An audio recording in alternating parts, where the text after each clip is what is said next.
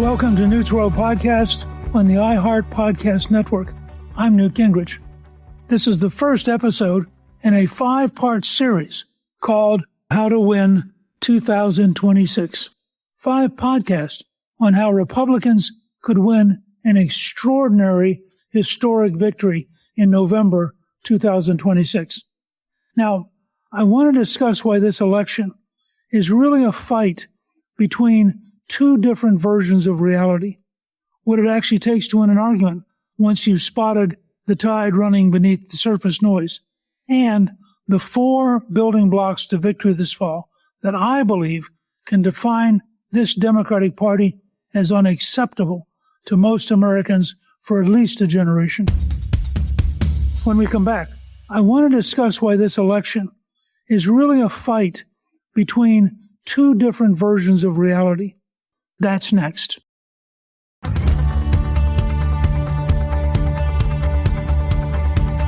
Here's the conventional wisdom.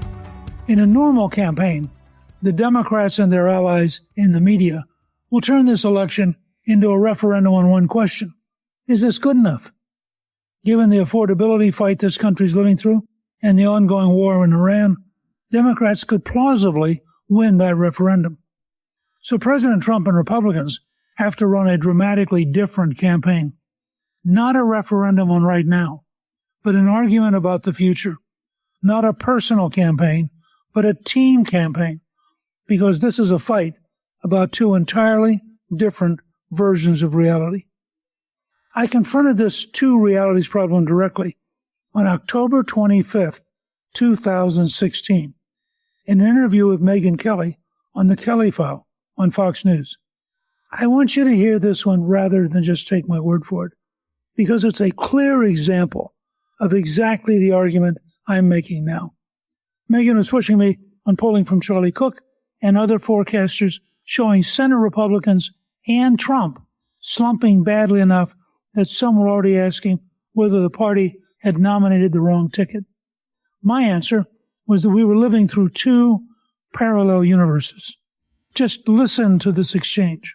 Newt Gingrich, he served as Speaker of the House. He's a Trump supporter and author of the book Treason. Great to see you, Mr. Speaker. Thanks for being here. So it's good to be back. I mean, with Cook and many other nonpartisan independent pollsters now saying that the Senate is likely lost to the Republicans, what does that say? I mean, if Donald Trump loses this White House race and the Republicans lose the Senate, does that suggest that the Republicans nominated the wrong candidate at the top of their ticket?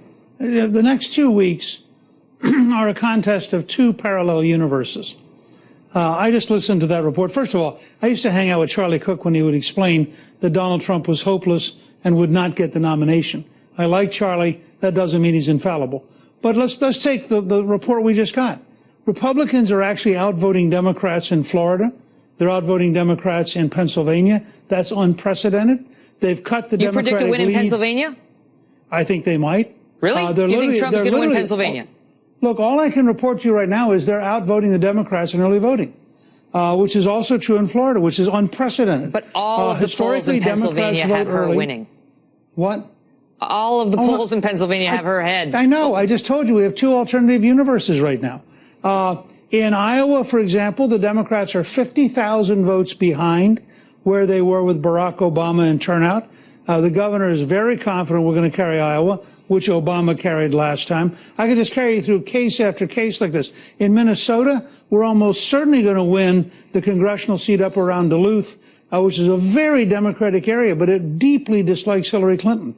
And represent now. But let me just ask you. Let me just ask you, because you say it's two alternate universes. I mean, these are sort of small examples of how he might be ahead in early voting and so on. But I'm telling you that the Fox News decision desk just moved Iowa, that you just mentioned, Indiana, 2nd Congressional District in Maine. All of them moved left, moved more likely to vote for Hillary Clinton. And in fact, all of the moves that have been on this map over the past 3 weeks by Larry Sabato, by Cook, by the Fox News decision desks, these are nonpartisan outlets that are just trying to call the electoral scoreboard. They're not nonpartisan outlets. Every outlet you described is part of the establishment. Fox News, really? Are we? I don't think so. And every state they've moved it to the left, towards Hillary.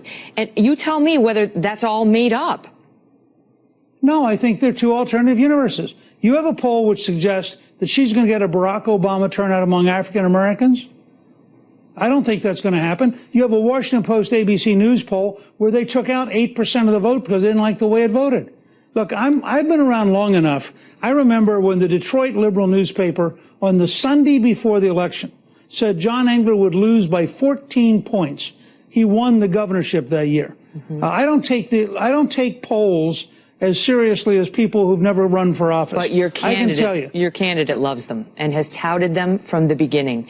And he's been behind in virtually every one out of the last 40 polls that we've seen over the past month. That's the reality. Look, if you want to assume the election's over, skip the next 2 weeks and we can talk about the future. I'm not assuming anything. I'm asking you whether you believe your candidate's behind based on these numbers and what it says about the down ballot races. I believe the odds are at least 1 in 3 and maybe better than that the difference in intensity and the difference in determination and the degree to which Hillary Clinton is clearly the most corrupt, dishonest person ever nominated by a party all mean that the odds are pretty good she's not going to win. Mm-hmm. Now, I actually believe that. This is not just because I'm for Donald Trump.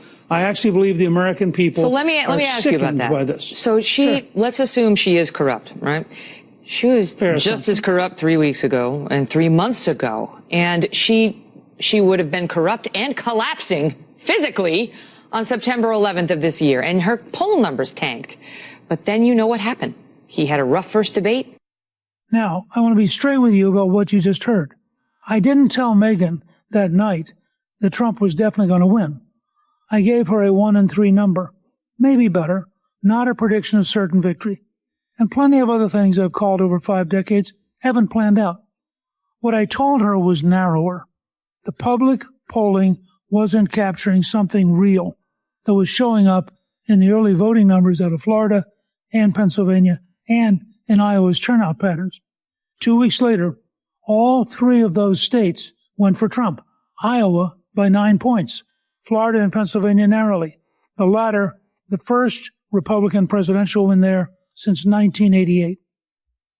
I'll also be honest about the one piece that didn't fully pan out. I mentioned that congressional seat up around Duluth, Minnesota. That cycle. Trump ran unusually strong in that area, but Minnesota itself stayed with Clinton by 1.5 points, and that specific House seat didn't actually flip Republican until 2 years later in 2018. I'd rather tell you which parts of an old prediction held up and which didn't than let you assume I bat 1,000. I'm not telling you that story to relitigate 2016 or to claim I have a crystal ball. I'm telling it because it's a checkable example of the argument this whole episode is built on. There is what the published polling says, and there is what's actually moving in the underlying data, and the two don't always match. A winning campaign has to know how to tell the difference and know which one to trust when they diverge. That gap between the data and the feeling is what I mean by two realities. And today, right now, Republicans have the time to build a disciplined strategy that puts us on the verge of a shocking victory this November. If that strategy is executed with discipline, the odds are very high that the Democratic Party gets defined as an unacceptable minority of big government socialists and stays in the minority for a generation or more. That's not just my hope talking. It grows out of 8 years of polling and focus group research from America's New Majority Project, a research effort led by our team at Gingrich 360, working with the pollster McLaughlin and Associates, and backed over the years by members including the late Bernie Marcus, the Home Depot co-founder. The project's whole purpose has been finding the 70 to 90% issues that could break America out of the trench warfare that makes it so hard to get anything done in Washington. Despite every effort of the media, despite biased polling, despite the hand-wringing of pre-Trump Republican elites, the underlying dynamics are still moving toward the Republican Party and away from an increasingly radicalized, increasingly isolated coalition of big government socialists who dominate today's Democratic Party. Seth Keshel, one of the leading trackers of voter registration data in the country, has documented this shift state by state for years, and his most recent numbers in Pennsylvania make the point really well. As of the most recent weekly tally, Republicans have closed the statewide registration gap by nearly 76,000 voters since the 2024 election, almost a full percentage point of the electorate, with 2 straight weeks of net Republican gains as of early August. Democrats still hold the lead in raw registration, but that lead keeps shrinking, and blue-collar counties like Erie and Northampton keep trending red. To put that in perspective, in November of 2008, Democrats held a registration advantage in Pennsylvania of roughly 14 percentage points, and Barack Obama carried the state by 10.3 points, the largest Democratic presidential margin in Pennsylvania since Lyndon Johnson's 1964 landslide. Over 82% of Pennsylvania's registered voters are either Republican or Democrat, the largest share of major party registration of any state in the country, which is exactly why this one state tells you so much about the national trend. Think of the daily news coverage, the slanted polling, the Washington, New York gossip circuit, as the frothy waves on the surface of the ocean. They move around every day, trying to shape opinion through the bias of their focus and the slant of their coverage. But underneath those surface waves, there's a river running. Think of it as the Gulf Stream, which carries roughly 150 million cubic meters of water every second past Newfoundland, a volume so large that surface winds and frothy waves simply can't move it. The political equivalent of that Gulf Stream has been the steady drift away from big government socialism and toward a Trump-led coalition built around work, patriotism, and entrepreneurial free enterprise. Much of that drift traces back to Ronald Reagan's A Time for Choosing speech on behalf of Senator Barry Goldwater in October of 1964. Still available on YouTube and still worth your time. Look at the scoreboard. In 1972, Richard Nixon carried 49 states against Senator George McGovern, winning the Electoral College 520 to 17. 12 years later, Ronald Reagan matched that, crushing Walter Mondale 525 electoral votes to 13. By 1994, that same current carried Republicans to control of the House for the first time in 40 years. And in 1996, we became the first re-elected House Republican majority since 1928. From 1930 to 1994, Democrats controlled the U.S. House for 60 of those 64 years, Republicans for only 4. Since 1994, and counting the current Congress, Republicans have now had the House for roughly 24 of those years to the Democrats' 8. That shift in institutional power tells the same story the presidential landslides tell, a decades-long realignment that the daily news cycle simply doesn't have the frame of reference to see. When we come back, I'll tell you what it actually takes to win the argument once you've spotted the tide, because spotting it isn't enough on its own. You have to ride it. That's next.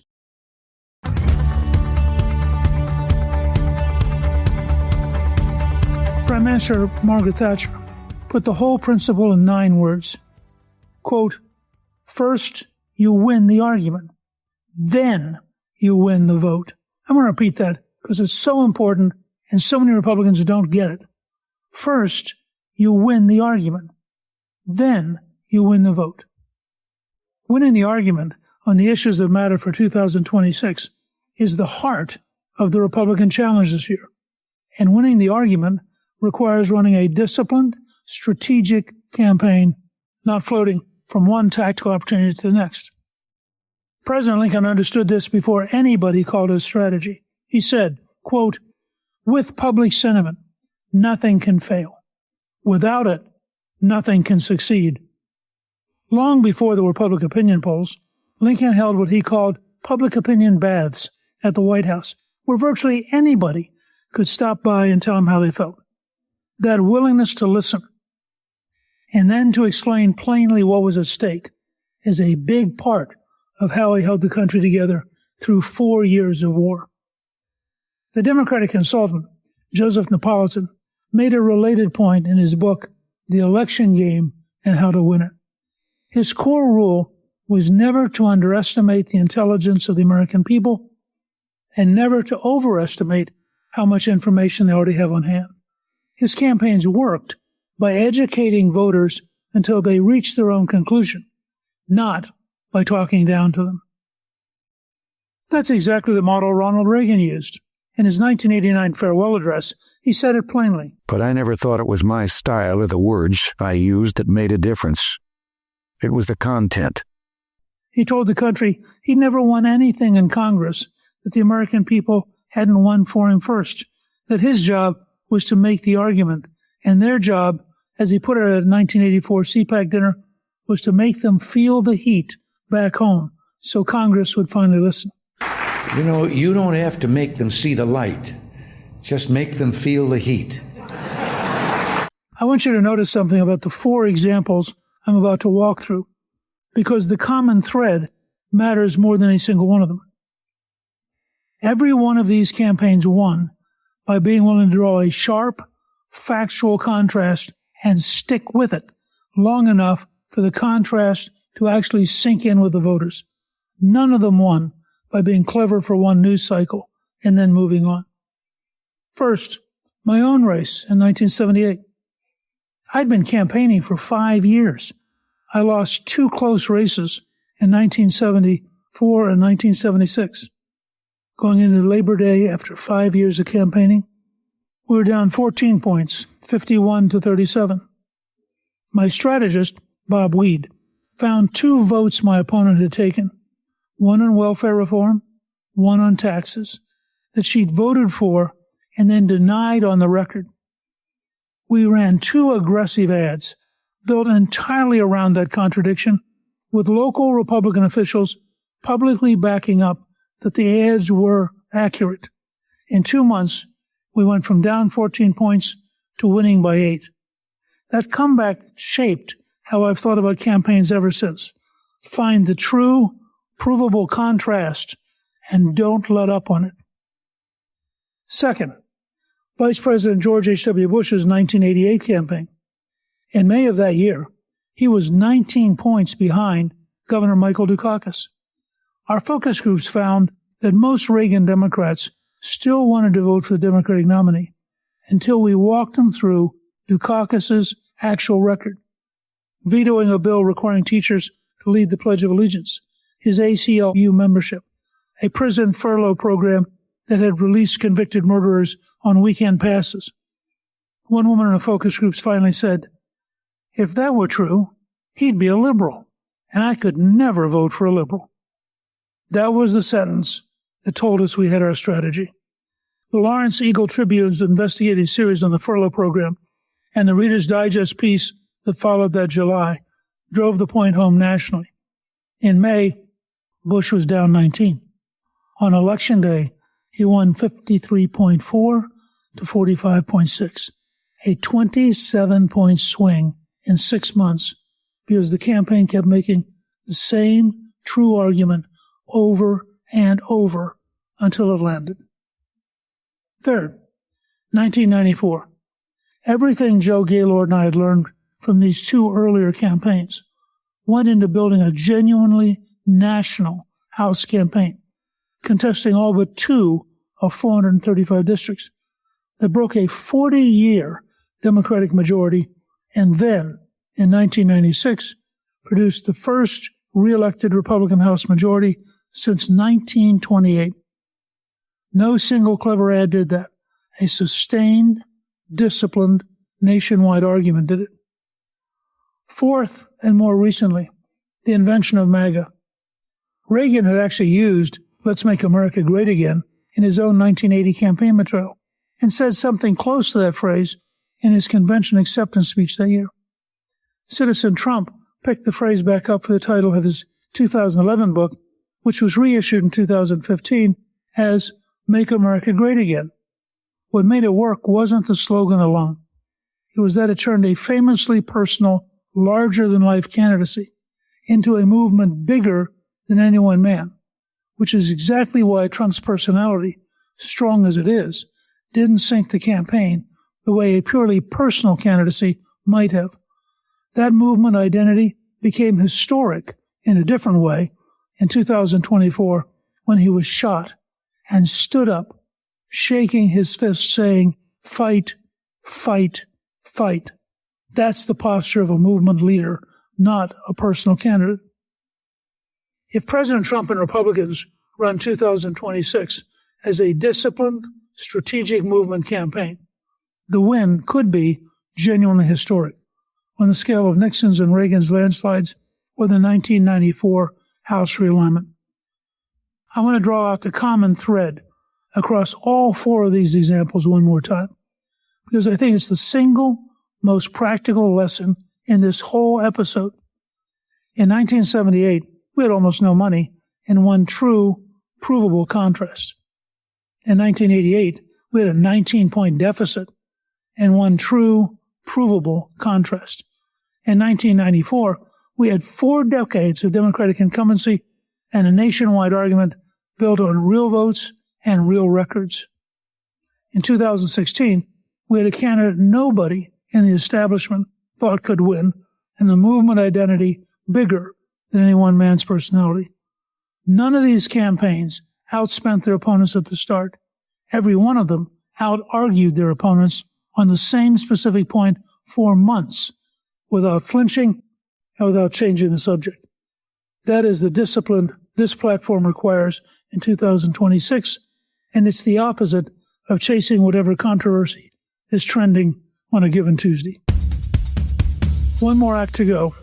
The 4 specific arguments this platform is built to win in 2026, and why I believe each of them is winnable.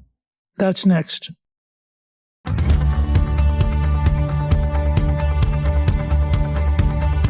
My argument is that there are 4 building blocks to a genuinely historic Republican victory in 2026, and a real challenge Republicans have to solve to make full use of them. Building block 1 is defining and winning the argument that the Democratic Party has become the party of big government socialism, with the corruption and the strange ideas that increasingly define its coalition. Big government socialism doesn't create jobs. It doesn't raise wages. It doesn't train or educate people for the future. It doesn't make anyone healthier. It runs on other people's money until the money runs out. And the pattern of Democrats drifting toward more extreme, more openly anti-American positions is real and documented. Take Darya-Liza Avila Chevalier, who won this year's Democratic primary in New York's 13th congressional district. Screenshots of her old social media post, confirmed authentic by independent fact-checkers, not just partisan outlets, show her writing back in 2019, quote, "I forgot to get napkins, so I just wiped my hand on the American flag behind me." She won her primary anyway, with the backing of Mayor Zoran Mandani. When positions get that far from where most Americans live, they justify what President Trump said at this year's State of the Union, looking directly at Democrats who wouldn't stand to applaud protecting American citizens. Look, nobody stands up. These people are crazy. I'm telling you, they're crazy. Our job is convincing people that even the Democratic member of Congress they personally like back home, once they get to Washington, is part of a team that's lost its mind, a team more interested in stopping Trump than helping Americans. We need to win this argument by mid-September, the way McGovern, Mondale, and Dukakis all found themselves unable to appeal past a narrow slice of the country once the contrast fully set in. Building block 2 is an intense, focused Republican plan for affordability and good jobs, paired with winding down the Iran war as fast as responsibly possible. The numbers on affordability are stark, and I'll be honest, not flattering to either party's current performance. Pew's polling from the spring found 73% of Americans call health care costs a very big problem for the country. A separate Pew survey this summer found 66% very concerned specifically about food and consumer goods, and 64% very concerned about housing costs. Campaigns have to go where the voters actually are, not where a campaign would find it comfortable to stand. That means a real Republican affordability and jobs plan, and it means being honest about what Democratic policies have done to raise costs, while also giving people credit for what this administration has already done on their family's income and their job prospects. Building block 3 is proving that Republicans have become the natural party of the overwhelming majority of Americans, while Democrats increasingly trap themselves representing policies that only 10 to 20% of the country actually wants. President Trump's emphasis on America and on this year's Freedom 250 anniversary sets the stage for the Republican Party to become, in the way Jefferson's Democratic Republicans once did, simply the American Party, with the opposition marginalized until it fades. We'll spend a full episode later in this series doing exactly what I did with Pennsylvania's voter registration, not asserting the 70 to 90% issues exist, but naming them one at a time and showing you the actual polling from pollsters across the spectrum, so the argument holds up to scrutiny rather than just sounding good on a bumper sticker. Building block 4 is a genuinely new, health-oriented Republican program. New science, new technology, and a new understanding of how to help people live longer, healthier lives applied to nearly a fifth of the entire American economy. A typical family of 4 is now spending roughly what a new small car costs every year on health care. No single reform does more for the federal deficit than getting that number under control. Remember, the only 4 consecutive balanced budgets in the last 100 years came in the late 1990s, under a Republican Congress working, credit where it's due, with a Democratic president willing to negotiate.